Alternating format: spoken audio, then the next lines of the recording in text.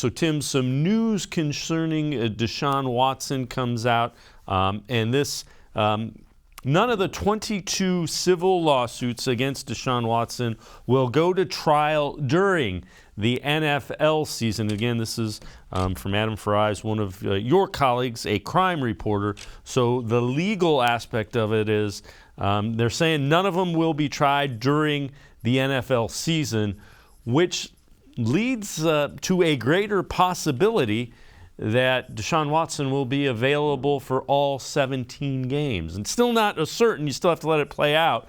But if none of the litigation goes through during the season, certainly sounds like there's a better possibility that Deshaun Watson could be available for the entire season. Absolutely. I mean, this is nothing but good news, I think, for the Browns. The fact that, the legal stuff is probably not going to take away from, his focus and preparation for the season.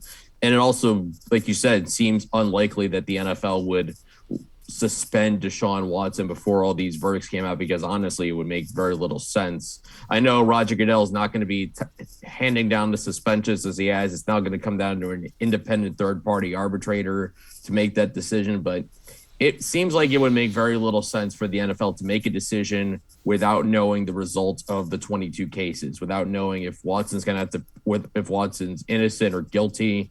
And again, these are civil cases, so we're talking largely fines and some injunctions in some cases. Very unlikely would jail time be part of the equation when it comes to civil cases. But, the fact that these might not happen until after 2022 season, we're talking like off season of 2023, maybe it makes it more likely that if a suspension happens, it wouldn't be for a year, where the NFL wouldn't have all the information it would need before it can make a final determination. Doesn't mean it won't happen.